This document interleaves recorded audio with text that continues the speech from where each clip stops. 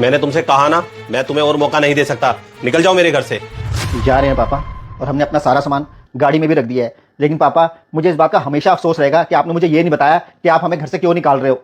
मुझे किसी को कुछ भी बताने की जरूरत नहीं है। ये घर मेरा है, तो इस घर में फैसला मेरा ही चलेगा। तू अच्छा कमाता है ना, जा किराए पे ले लियो कहीं घर। पापा, अब इस घर से आप हमें निकाल दोगे तो हमें कहीं ना कहीं किराए पे घर तो लेना ही पड़ेगा। लेकिन पापा, जाते जाते हमें ये तो बता दो कि हमारी गलती क्या है। सही तो कह रहा है ये। आपने इतना बड़ा फैसला ले लिया है, बहू बेटे को घर से निकाल रहे हो, कम से कम इनको नहीं बता रहे हो। मुझे तो बताओ इनकी गलती क्या है।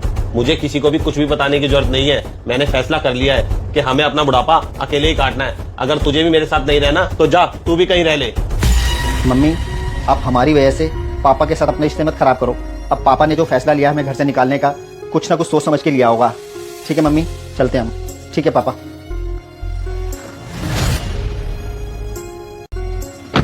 एक मिनट राजीव, मेरा पर्स अंदर रह गया है। आप गाड़ी में बैठो, मैं अपना पर्स अंदर से ले आती हूँ। आपकी ऐसी क्या मजबूरी रही जो आपने अपने दिल के टुकड़े को अपने से दूर कर दिया। शकुंतला, तुम दोनों सास बहू की बनती नहीं थी। उसका खामियाजा मेरे बेटे को भुगतना पड़ता था। इधर से तू उसे सुनाती थी कि तू मेरी नहीं सुनता, अपनी बीवी की सुनता है। उधर से वो सुनाती थी कि तुम मेरी नहीं सुनते हो, अपनी माँ की सुनते हो। तुम दोनों सास बहू के बीच में मेरा बेटा पिस रहा था।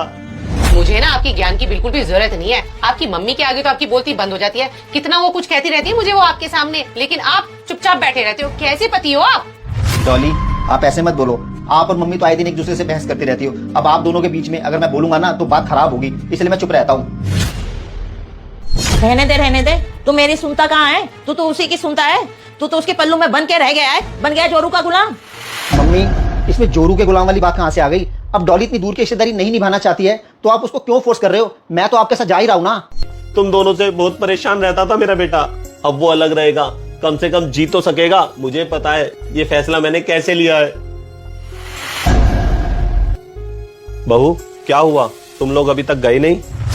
अच्छा हुआ पापा जी, अभी तक हम नहीं गए थे। अगर आज हम चले जाते तो मैं आप दोनों की ये बातें सुन ही नहीं पाती और मेरे सामने ये सारी सच्चाई आ भी नहीं पाती। ये आज जो भी कुछ हुआ है उसकी जिम्मेदार सिर्फ और सिर्फ मैं हूँ। चलती हूँ पापा जी। रुक जा बहू, इसमें सारी गलती तेरी नहीं है, मेरी भी गलती है। मैं आपसे हाथ जोड़ के विनती करती हूँ, आज के बाद से हम सास बहू कभी नहीं लड़ेंगे। अभी भी मौका है, बहू बेटे को आप रोक लो। मुझे लगता है तुम दोनों को अपनी गलती का एहसास हो गया है। जाओ बहू, बुला ले राजीव को।